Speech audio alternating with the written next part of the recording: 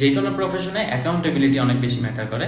আপনি যদি আপনার নিজের কাজে রেসপন্সিবিলিটি না নেন, অ্যাকাউন্টেবিলিটি না নেন, আপনি যদি কোনো কিছু শিডিউল করে না রাখেন, আপনার যদি কোনো প্রায়োরিটি লিস্ট সেট না হয়ে থাকে, তাহলে কিন্তু আপনি কোনো কাজেই ফোকাস করতে পারবেন, যার কারণে আপনি হয়তো কোনো একটা ক্লায়েন্টের সাথে অথবা কোনো একটা সার্ভিসের ক্ষেত্রে আপনার কমিটমেন্ট ঠিক রাখতে পারবেন না। এই কারণে আপনার সেই অ্যাকাউন্টেবিলিটিটা ক্রিয়েট করতে হবে এন্ড আপনার এটা প্র্যাকটিসের মধ্যে আনতে হবে। আপনি যদি কাউকে কিছু প্রমিস করে থাকেন, তাহলে সেটা ওই টাইমের মধ্যে ডেলিভারি করতে চেষ্টা করবেন। যদি ডেলিভারি না করতে পারেন, তাহলে ওই টাইমের পরে তাকে একটা আপডেট দিবেন যে আই এম রিয়েলি সরি, আমি এই সময়ের মধ্যে করে দিব ভাবছিলাম বা করে দিতে চাচ্ছিলাম, বাট এই কারণে আমি করে দিতে পারি নাই বা এই কারণে আমি করে দিতে পারতেছি না। তো সবচেয়ে বেস্ট হলো আগে থেকে যদি ইনফর্ম করা যায় ডেডলাইনের আগে, তাহলে সেই মানুষটাও বুঝতে পারবে যে you are in a problem and you will take some time.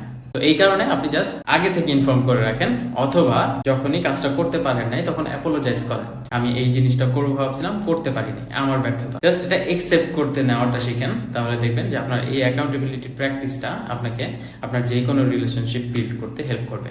এটা হতে পারে ফ্যামিলি মেম্বারদের সাথে রিলেশনশিপ, ফ্রেন্ডদের সাথে রিলেশনশিপ, ক্লায়েন্টদের সাথে রিলেশনশিপ, অথবা আপনার কাস্টমারদের সাথে রিলেশনশিপ। দেখবেন যে এই প্র্যাকটিসটা আপনাকে অনেক হেল্প করবে গ্রো করতে।